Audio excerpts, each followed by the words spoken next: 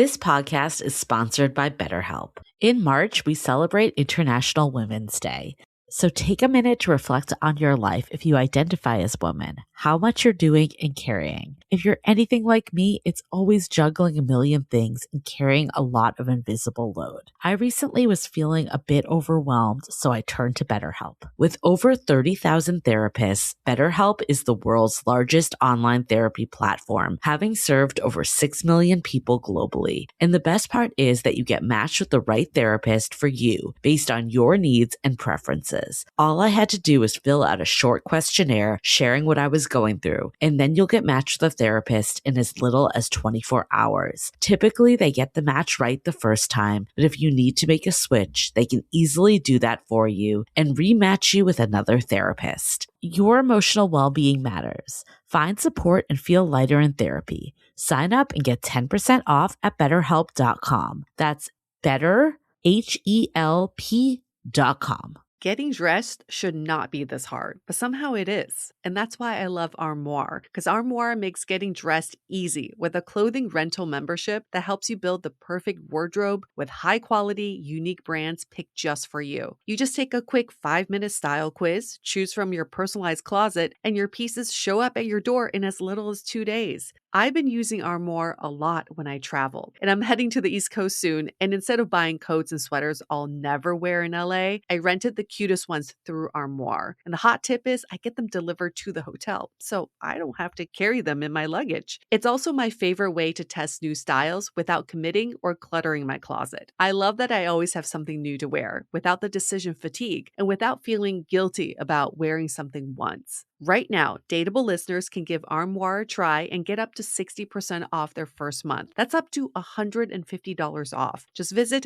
armoire.style/dateable. That's ARMOIRE.style/DATEABLE to get up to 60% off your first month and never worry about what to wear again. Try Armoire today. If you're someone who dates a lot but struggles to get into a relationship, here's likely why. You're not bad at dating, but you may be undertrained in relating. Julie here with another Quickie, here to talk about the missing skills in dating and where to shift your attention to get better results that actually lead to real relationships. When we think of dating skills, we tend to think of the ones geared towards creating attraction and chemistry. It's about getting the most matches on the apps or attention in real life. It's about getting to that next date. It's all about how to flirt or banter or send that witty text message, about presenting yourself well, being confident, and making a good first impression. It's also about how to build momentum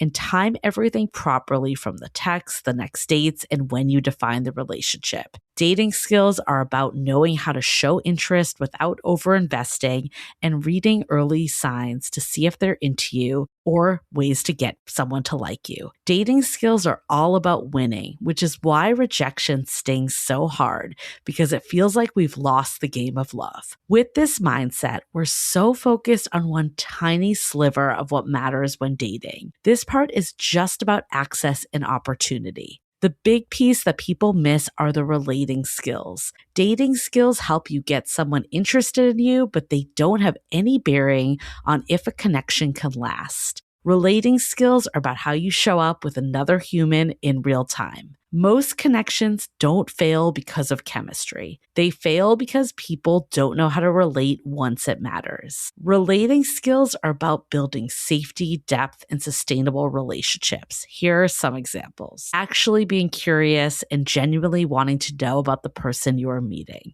Co-creating together through inside jokes, shared language, and stories. Staying present instead of shutting down. Genuinely being curious and wanting to get to know the person you're with. Sharing vulnerabilities, communicating your needs and boundaries and honoring theirs, navigating conflict and repairing from it, listening to understand and without defensiveness, navigating differences, triggers, and attachment patterns, emotional regulation and not reacting from anxiety, defensiveness, or fear. Another final one, building trust and emotional intimacy over time. Relating skills are the behaviors you practice inside an actual relationship dynamic. You can have strong relating skills, but weak relational skills, not to confuse the two. For example, you can communicate beautifully and consistently choose unavailable partners. Or you could handle conflicts really well, but lose yourself once committed. Dating skills create the spark, relating skills create connection, and relational skills create sustainability. A lot of modern daters are optimizing for the first and mistaking it for the third. So you're optimizing for the spark, but wondering why does it lead to sustainable relationships. So for now, we're just going to focus on the two, dating versus relating. Dating skills get you in the door, where relating skills decide whether the door stays open. Relating is about your capacity to truly connect. Someone can be excellent at dating and terrible at relating, and someone can be great at relating but struggle to generate attraction.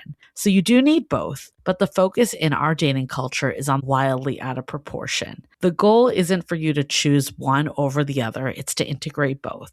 I don't want the message to be you need to learn more skills to date. If anything, it's actually refocusing on the more natural part of dating. You don't need to think about your opening line as much or redo your profile for the 10th time, so I'm already saving you time. It's about identifying where the issue is too, something that we're not always good at doing ourselves. We had a member of our community that we did coaching with, and at first his focus was all about how to get more matches and more dates because nothing was turning into a relationship. He did what so many people do, think he needed more people in his funnel to attract more people and try to get them interested in him. We quickly identified that this was not his problem at all. He had more than enough people.